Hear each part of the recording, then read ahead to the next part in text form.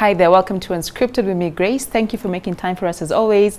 Filming from this beautiful location that is Radisson Blu in Arboretum. Now to begin the show, the quote I found that is very relevant to today's conversation. The quote says, "The death of any loved parent is an incalculable, lasting blow because no one ever loves you again the same." That is heavy and painful. And the conversation we'll have today on the show, so stay right there and let the show begin.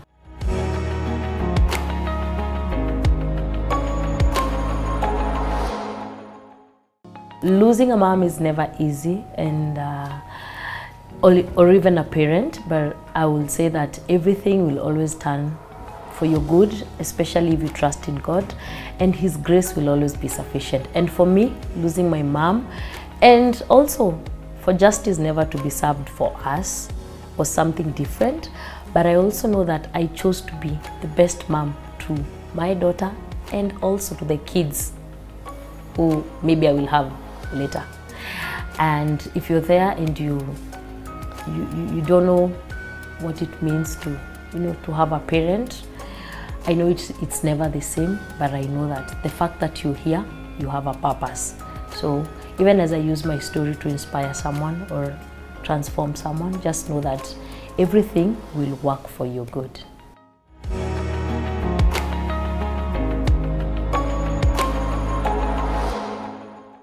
Hi there, welcome to Unscripted, and I hope you're doing well. With me today is a special guest. Wanjiko, thank you for coming. You look lovely. Thank you.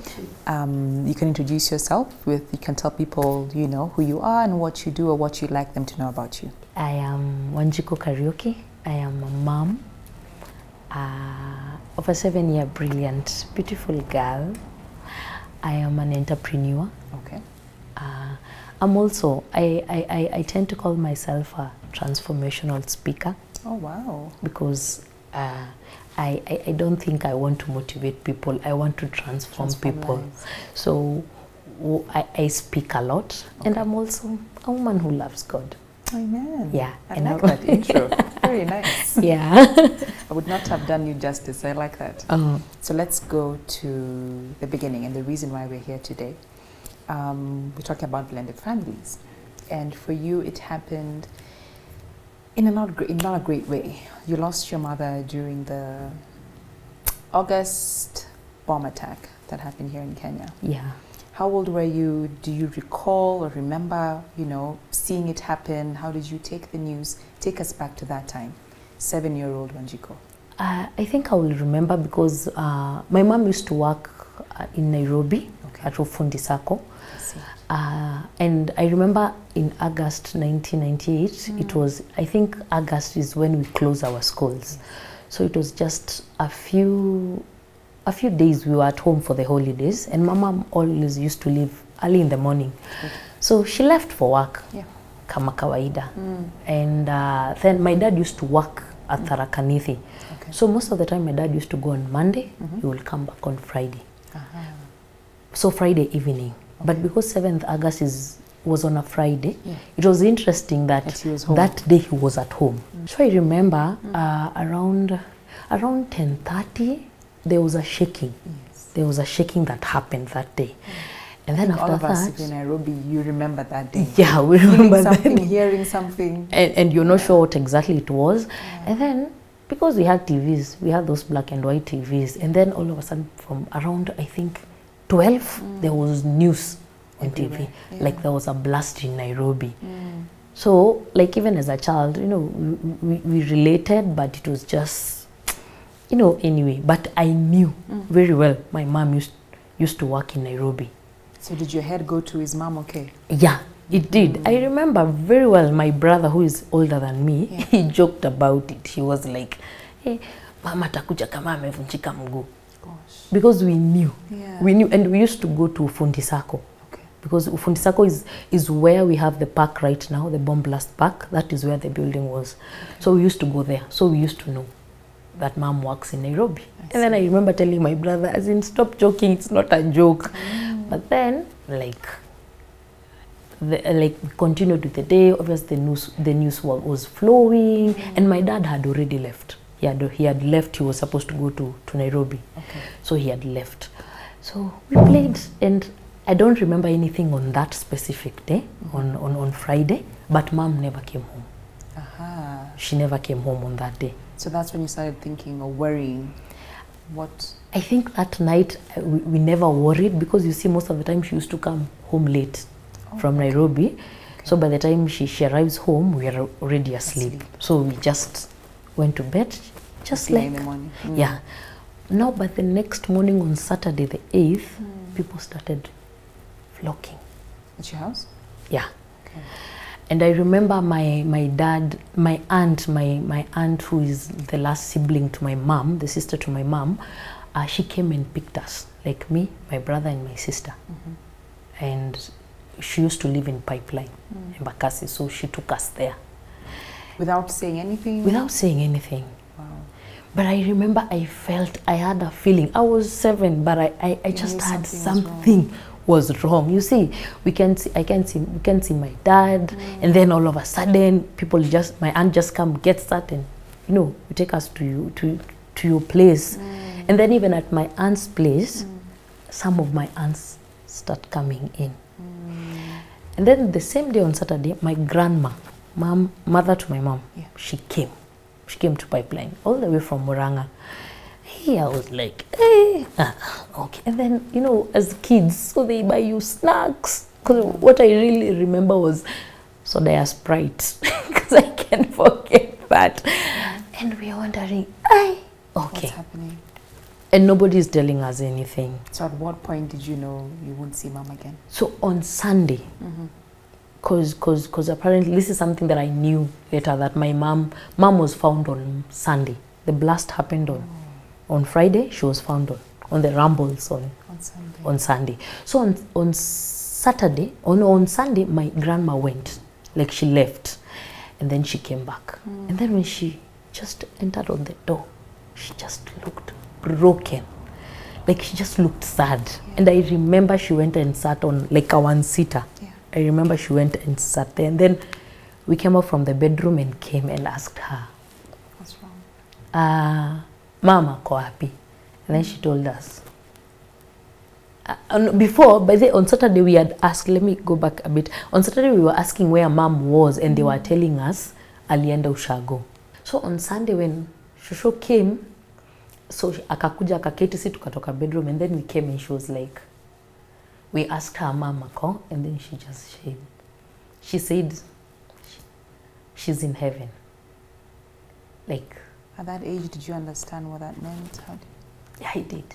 So that is how, like, we were told that she had gone. I'm sorry. Yeah.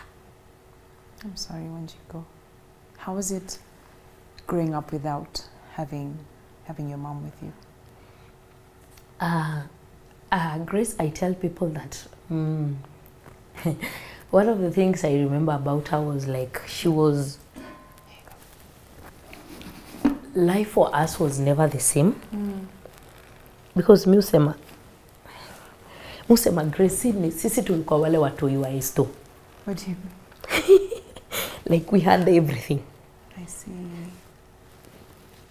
To the point of, you see, my mom used to work, my dad used to work. Yeah. So we were a complete family. Now, mama ameenda. What changed? Everything. Everything changed for us. I remember, I think after a while, tulipelekwa, we were taken for some, what do you call it, some counseling or something. I remember it was on Ngong Road, but we were so many kids. I don't know if it is Baptist. There's a church that is just before Coptic. I remember I felt like a charity case. I hated that feeling. By the way, I think kuna kitu kwa maisha yangu spendi ni kufiliwa oye. Who took you for the counseling? It wasn't as family, it was... No, it was like an organization or something. I don't know if they were picking kids who had gone through the bomb blast or the trauma or something. Okay. But everything changed for us. Yeah. You see, my dad now has been left with 3 kids. Imagine, by himself. By himself. 3 kids. And the other thing, he's never home. So we are used to staying with mom. So who stepped in? Or what happened? We just stayed with the aunt, like the house help that we used to stay with for a while. And then my aunt also came in. That was 98, so 98, 99. And then, interesting enough, my dad remarried after a year. After a year, he remarried? Like 1999, so that December. Like, I think 2000, ikienda kwanza. And how was life after remarrying? I say that, one of the things I say that my dad introduced us to our stepmom. Like he took us and asked us. In fact, my dad asked us if you will. I think this is one of the things I say that I learned from my dad. If you want to have a blended family and you have kids, you need to ask them. That's true. So my dad took us somewhere in Kiserian, and then ako like, nataka huyu akwe mama yenyu. Wow. Kama nyenye mtamkubali. Wow. That is what he did. And you see, you're young. Yeah. But the most interesting thing about this is, Grace, that my stepmom looks like my mom. She does. And you see, and when you're young, when you're just a young girl, because we were babies anyway. Did you feel like it was mom again? Yeah, at that time it felt, because she looked like her. As in, there's those features that you will see that she looked like her. So obviously, you don't have anything to be against. So you're like, it's okay. And we loved her from the word go. Okay. We did. Like, we did not have a problem. But life was never the same. It was never the same, because we never had people who came, from our family. I'm not sure whether it's my dad who said, hawa ni watoto wangu, mimi nitawalea. Na sitaki kusaidiwa. But even my aunts, hawakuwa wanakuja kutuona. People disappeared. Yeah. Like, ile life ilikuwa sisi, baba yangu na my mom. And then also, this is something that my dad told us after. Like, I think after I'd cleared Form 4, he told us that he remembers that he swore that the society will never look at us and wish our mother was alive. And Grace, it's true. My dad is everything to us. That's okay. Let's take a short break. We'll be right back. Welcome back. Thanks for staying with us. Wanjiko, thank you for sharing your story. I know it's not easy. But when your father remarried and introduced yourself and your siblings to your mom to be, did you look to her like as your mother? How was the relationship between you and her when she came into the picture? Or you and your siblings? How was that relationship? I think the first years when we were just young, it was okay. And then my dad, because he knew, he tells us he knew it wouldn't be, my stepmom she was young at that time. Okay. So she was a young girl. So he knew that there will be collision between us. So what he did, he took us to boarding school. Oh, okay. That was intentional. Yeah, it was intentional. So this is something that he told us later on. Okay. The first days, I used to get homesick. I'm sure. Cry, like you feel like ni kama umetupwa. Honestly, something that I say because I have a daughter. Yeah. You wouldn't do that? I tell all my friends, like, I will never opt to take my daughter to a boarding school, not unless she wants to. Okay. So life on boarding school was at point to survive. You just, you go to school and come back, go to school. And then even at home at times, there wasn't so much, I wouldn't say there was so much peace, because my dad and my mom had wrangles. Oh, okay. There are days, by the way, I didn't wish to go home. I wish I would stay in school, like, really? For the longest time. Yeah. Oh, no. Okay. And I remember growing up, we used to watch these Oga movies, and we used to have these evil stepmothers. So I say I had a perspective in my mind about a stepmother. So me, I was a time bomb. between me and my sibling, I am the audible the vocal one. I am the vocal one. I'm the one who talks. I'm the one. I was just the, like, I'm that kind of person who will speak out my mind. Okay. But you see, I already had a negative perspective about this. So I used to wait for my mother, hivi kidogo tu, ajaribu kuniguza. And finally, I say, what you expect is what you get. That's true. It happened. What happened? I remember it was on a Saturday morning. And no, now you see, my brother, my mom came with my other brother. Okay. So she was like, na mtu atandike vitanda. And then among kila mtu, akachagua mimi. And I was mad. It was as little thing as making the bed. And I was mad. And I was like, so unajua ile mtu anaongeanga peke kwa nini mimi? And then she got mad. And then she hit me. And it blew out of proportion, by the way, as in nearly jump. I was mad. And akaniongelesha vibaya nikamrudishia. Wow. And was your father there? No, my father wasn't around. He was working. So he wasn't at home that day because it was on a Saturday morning. And then I was like, and then that was into 3. By the grace, that was it for me and my mom. You decided you're not going like, to try? We were never in any... Never in good terms. This side. Like, I was like, I'm done. So, kila time nilikuwa na feel ni kama ananionea. I see. Kila time na feel ni kama ananionea. And then, unaona, they have those quarrels with my dad. And each time they had quarrels with my dad, she used to turn the quarrels to us. So there are days I never wished to come home. I was like, I hope I go to school and then we have tuition, you know. How was your relationship with your father? Any of you? Were you ever able to have this conversation with him? No. Because you see now, he has a big family. Okay. We used to be 3. Now we are 6. Because my sister, my mom gave birth to my sister in 2000, and then in 2002, our last born, my last born sister. Now you see, the family is being, and he is there. You didn't want to give him pressure? He's the provider. You don't even know what to ask. I think sometimes even our African parents, you ask why, you told, who are you to ask me why? You know, like right now, my daughter is so vocal. I tell her, usiende huko wako kwa nini mama? Yani, and I sit there and explain to her, sababu. Whereas that could not happen in a way. Sisi, you never had the chance of asking someone kwa nini, you know, so we never had conversations. And then for my dad, right now I understand even the pressure of even being a parent. For my dad, it was like, for him, it was like school, housing, food. But living like that from that moment, you said you never were in talking terms, you were never okay with your stepmom. How did this affect your life, Wanjiku, you and your siblings? For me personally, because you see, I've always been this vocal person, as in, mi uongea sana. So hata shule ilinisaidia.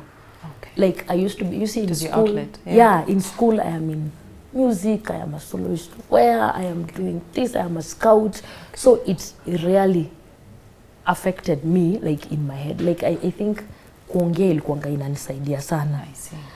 So niko active tu kila mahali. Okay. But obviously there's that resentment, you like I was like, me, the only person I know in my life is my dad. Like, that is my dad. You see, I used to say like, huyu ni bibi ya baba yangu. I see. Not your mother. No. That is what I used to say. Because you see, over the years, it's sad, but it's something that happened. My mom hata yeye hakuwa na make effort ya kukua mom to sisi at that time. She was like, I think also she was dealing with her own issues with my dad, because you know marriage. Sai penye nimefika, will sit down and understand some things. But for her alikuwa ana deal nazo, but sasa akideal nazo, she turns it to us. And then you're there, you're wondering, what have you done? You haven't done anything. But because she's mad at my father, she will throw insults at us. What can you tell those at home who are maybe looking to be a blended family, and it's time to introduce the children, or because it's an African culture where that happens a lot. Yeah. What can you tell the parents who are bringing children into this situation, what should they be sensitive of? How is the best way to do it from your experience? What can you tell them? One of the things I will tell them is that you become, when you choose to become a stepmom or a bonus mom, just know it's a choice. You made that choice. So, and when you make that choice, and it's so hard. Right now I understand how hard it is to bring up kids who do not belong to you. Yeah. Because I am a single mom right now. And I got into that situation because I was in, and I had a need to become a mom. Really? Yeah. I knew from the word go, I will be a mom. So I will tell them that if you choose to become a stepmom, be a mom to those kids. If you choose to become a stepdad, be a father. Be a father to those kids. And the other thing I know is, because this I saw with my dad. You see, before I was telling you that my dad told us that he swore that the society will never look at us and wished our mom was alive. Yeah. So as a, like for example, you are the one who is getting remarried. Yeah. You who has the children, you are the one to show your spouse how to treat you. You, like the children you came with. Because my dad never, like he did what he was, but he never showed my mom that he will mistreat us. In fact, my mom knew hata hangetuchapa. Like hiyo haikuwa part yake. And I think hiyo ilitusaidia. Hata kama kulikuwa na hizo wrangles kuza lazima tu zingekuwa, it helped us in the way like we knew that our dad was on our side. Good. Our dad did the very best. And one of the things that I knew ni there is no excuse in this world of not bringing up your kids. There isn't. There is no excuse, Grace. Because my dad, I even tell men, huwezi nipe excuse ya kutoka kuangalia watoto wako, because my dad did everything for us. Let me say this, nasamanga mpaka specifically, until I was in Form 4, my dad bought us pads. Oh, good. Like you see, he was the mother and the father. And he always told us, mkae mkijua, huyu sio mama yenu, ni bibi yangu. Wow. You see, hiyo inaweka for the anyone who has children. Like you decide to remarry, or you marry someone who has children. Like this, they can take you as their mother, but just know you are not their mother. Okay. But you can treat them as their mom. Because for me personally, this year it will be 23 years. Wow. And I still feel the space of not having a mom. I do. You can't replace a mother. You can't. You can't. And I don't think you can even get over losing a parent. You can't. You can never get over losing a parent. Sometimes you're like here and you are alone and you will see something happen. Like you see someone with their mom, and it will remind you that wewe hauna mama yako akupigia simu. I hear you. Like something will just happen. So you cannot even have that space that you can say that you can replace a parent. You can't. And you don't even know how to get over this. You just, with time, pole pole. With time, unaendelea hivyo tu pole pole. I like what you said about creating boundaries. And before we finish this part, you talked about you had a need to be a mother. Yeah. Tell me more about that. What did you mean? No, because I used to see, ever since I was a young girl, I used to love children. Okay. Very, very much. I used to, mimi ni ule mtoto tukienda kwa wenyewe, mimi nawapea chakula. I do all of that. And that for me, I knew for a fact. Okay, truth is, my mom and my dad used to fight sana. Okay. So I never modeled them, you know, like husband and wife, ile familia unaweza taka. Okay. But Grace, I wanted to be a mom. I wanted to be a mom so bad that I knew for a fact I had to be a mom. And the slightest chance I had ya kutoka home after campo, I was like, mimi sirudi home. Okay. I rather olewa. Wow. And I did. Okay. But juu ya hiyo nasemanga, you know, there is nothing as good when you take blame for your own actions, because it helps you heal through, it helps you. That's true. You know, it helps you become a better person, taking responsibility. So I met the father of my dad, my daughter, and he was a good man then. I loved him and I knew. And you see, I was just looking for someone who says they want a wife, they want a child. A child. A family. And that is what I wanted. So, mimi uko ndani. I see. And that is how I got my baby girl. So you were looking to be a mother? I was looking but not to be a wife? No, both of them. Okay. I was looking to be both of them. Okay. And you see, I found someone who wanted that. A child and a wife. But I never knew this person. You rushed into it, you believe? Yes. Got it. Very fast. Like, it was fast, like, too fast. Okay. But so you encountered problems in the future? Yes. Okay. And then, like, but I remember when I got pregnant, because I didn't even struggle, ilikuwa tu nikapata ball the same month yenye nilikuwa ninataka. And I told God, there's one thing that I will not do. I will never die prematurely and leave my daughter on this earth. So if you're giving me a child, because me, I have conversations with God. Like, I talk to him like he's my friend, like he's just seated here next to me. I'm like, what am I by the way? Like, I will never leave my daughter. And I remember when I was told that I will come to this interview, I remember, like, this year for me is really special because right now my daughter is 7. The number of completion. Yeah.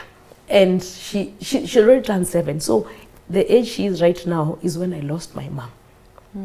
So sometimes I look at her and imagine, ask myself, I was this small. You know, I was this small. And even sometimes I have fear in my head. I'm like, this is the time that I lost my mom. But I'm telling God, I wake up and I even tell him, if anything will happen, you take me, you take both of us. So you're scared? I am. At times I feel, I will lie if I say I don't. I wake up at night and look at her. And she's the most beautiful thing I have ever seen. And you're here, Wanjiku. Yeah. Don't fear. Let's take a short break. We'll be right back.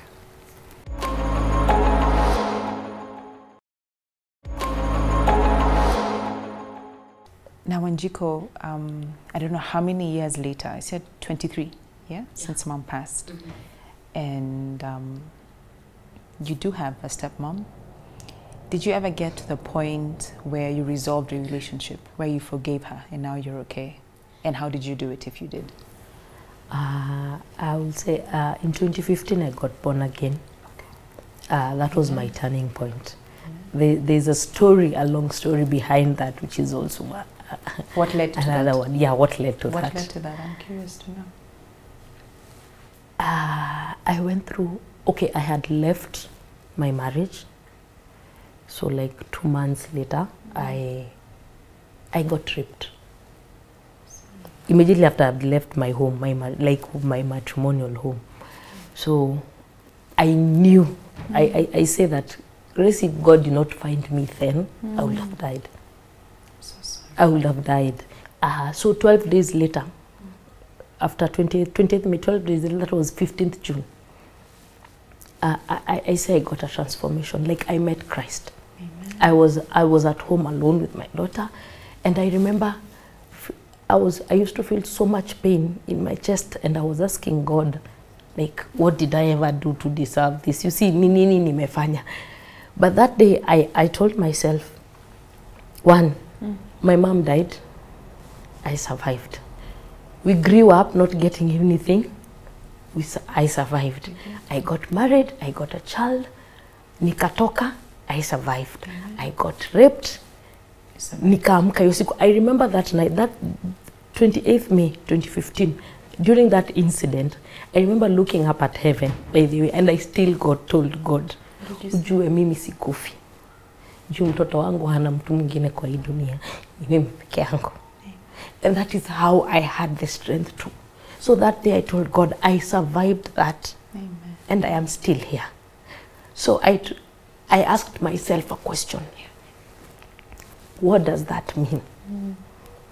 It means God has a purpose for me. Amen. And Grace, that was a turnaround for me. Amen. I remember my bro came, because I make yogurt. Okay. So my bro came, nikamwambia, Kongo kutoka leo, mimi naishia maisha yangu God. Okay. And Grace, I say, mi naambianga wasemi I got a 360 transformation. Yeah. The minute I said those words with my mouth, mi sikuombewa na pastor. I felt like ni kama kitu imeanguka. Like I remember I used to feel so much pain in my chest. Mpaka nilikuwa nafanya hivi. Na feel nika. When I say those words, ilisha. Amen. Instantly. Like that was my turnaround. You were carrying too much. I was carrying too much. The minute I said that, it Let go. dropped everything for me. And mi nilikuwa dimwa party. Mi nilikuwa nakunywa. And everything, by the way, hiyo siku ilishuka. Like, nikaanza kusikiza sermons. Mi sikuenda kanisa for 2 years. Kwa nyumba ya dad, I used to stay in Juja, in my dad's home alone, me and my daughter and my house help. Nasikiza sermons, like, that is how I am who I am today. Amen. I tell people that I don't look like what I have been through. And I am grateful because I know it's pure grace. Amen. So over the years, God had been working on me, because you asked me about how we reconciled with my mom. Yes. Then in 2018, I used to work at a company, and then I quit my job. And then I had like 3 months. I stayed home for like around 9 months. But the first 3 months of 2018, around November, I went home because my dad still lives in Ngong. Okay. And God put it in my heart to reconcile with my mom, because you see how God works. God, when you tell God for him to teach you forgiveness, he shows you the person you're supposed to forgive. Right. When he tells you, yep, God, I need patience, he'll put you in a situation, make you test you. Yani, unajua, so because I used to say, niko sema kitambo, unasema ni bibi ya babangu. Even when I gave birth, my mom never came to see my daughter. Wow. That is in 2013. She never came. But you see, we never had that relationship. So in 2018, God put that in my heart, like, you need. So I went home. I remember I went home for like a whole month. And we talked with my mom. How did it go? Honestly, I think it was just like everything was revealing itself. I understood her at a woman's perspective. I understood her to, you see, I had gotten married, so I know what it means to have in-laws. I know what it means to have toxicity in a relationship. Yeah. So my mom told me, she told me things about my dad, about my father's family, and I will understand even where, you know, where her anger used to come from, where I will understand everything. And God, like me and my mom. How are you today? I think we are best of friends. Really? Yeah. Tunaweza kaa na mama yangu tuongea hadi saa 8 usiku. Look at God. As in that, for me, I understood her from a woman's perspective. So right now I'm a woman also. Yeah. I have been there, so I understand what it means to undergo certain kind of things, and you have nowhere to go because you're there. She was a wife. And she will look at, I think she will look at us and she's like, her frustrations anatuwekea kwetu, but I didn't blame her. What can you tell someone at home who is holding on to so much anger, bitterness, and everything that is weighing them down? And you look at your life now and where you are with your mother and where you are now, what can you tell them are the benefits of forgiveness? One, each time you don't forgive someone, it's like you're drinking poison and expecting them to die. It is one of the most fulfilling things. And Grace Neza, I will tell someone who is at home that there is nothing, as in you carrying bitterness, it is not important. It just weighs you down. In fact, it makes you look older. Kweli. Inafanyanga tu uzeeke by the way kabisa. Naambianga wase mi uglow. That's true. Najua mi uglow na naambianga I have seen what forgiveness and letting people go helps you. Like inakusaidia, you know, you just have peace from the inside. That's true. And it gives you so much peace. For like whoever you're holding on that bitterness, it's not worth it. It's not. It is not worth it. By the way, if God will forgive you, He forgave your sins that you did before, now and even to come. Amen. Like why would you want to hold on to anyone who has done anything wrong to you? And even people who have stepmoms. Right now, if, for example, she ever did anything wrong to you, I'm sure there is nobody who will want to do that too. any kid. So you as a person, just let them go, and it will give you peace like no other. That's true. Because sometimes when you think about, sometimes you think about going home and she's there because she's still the wife to your dad. You think about going home and you're like, mimi sitaenda huko. Sasa no mama ako huko. When do you unaumia? That's true. Let it go. I will just tell them to let it go, because I have seen what forgiveness does for you. And my daughter did not have a relationship with my stepmom, and right now, she says, "Tanipeleka kwa shushu." Oh, bless. Because she's the only grandma she has right now. Yeah. So as we finish up, you just talked about who you mentioned for you being on this show today, specifically this year, is huge for you. Yeah.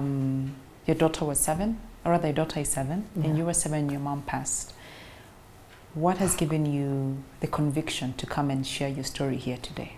Like, I would want to tell them that everything happens for a purpose, because even today is not a coincidence. It is not at all. For me, it's a desire. You only know this, Grace, but last year I inboxed you about this. You did? I did. And I know you get so many, you get so many inboxes. I was like, okay, maybe it's not yet my time to share about what happened. And then, so when I was called about this interview, I remember even telling my sister, my best friend, who is here with me today, I'm like, this is God. God does his work according to what, according to his way and not our will. And there is everything works for the good of those who love God. That's true. And his grace is sufficient. It really is. It's hard, it's not easy. It's not easy at all, but I am grateful. I am grateful that I will be here to share hope to someone, that you can be through so much. But I know, najua mimi nimepitia moto juu mimi ni gold. Siwezi melt. Amen. If your mom was here. Yeah, if mom was here right now, what would you want to tell her? That she gave birth to a strong girl. That's true. That I am exactly who she would have wanted me to be. And I know she would have been proud of me. Very, very, as in najua. People tell me, you look like your mom. But I know I laugh. Me and my sister laugh like her. Because I remember she used to laugh, anacheka anamwaga machozi. Hiyo time tunajiuliza, mtu anacheka ngaje unamwaga machozi. And right now we laugh with my sister, tunamwaga machozi. Now so you get it. Now I get it. So I know she will be proud of me and my siblings, because my dad has done a good job. He has done a good job. Yeah. I'm telling, hey. Hi, Mr. Karaoke. You're the best. Wewe ni ule wa nguvu. You're the best man in the entire world. Yeah. Thank you so much, Wanjiku, for inspiring us in this room. And I'm sure there's someone at home who has gotten something out of your story. So we appreciate it. And we wish you all the very best. What's your daughter's name? Natalie Njeri. For you and Natalie, we wish you all the very best. Thank you for having the courage to share your story. Wherever mom is proud of you. We're sure of that. Thank you to you at home for watching the show. Thank you for making time for us. Please do reach out to us. We'd love to hear from you, what kind of stories you'd like us to have, like herself. She reached out and we finally got her. So even you could be on this same seat next time. But until next week, goodbye, God bless. Special thanks to Radisson for hosting us. See you soon, and as always, be kind.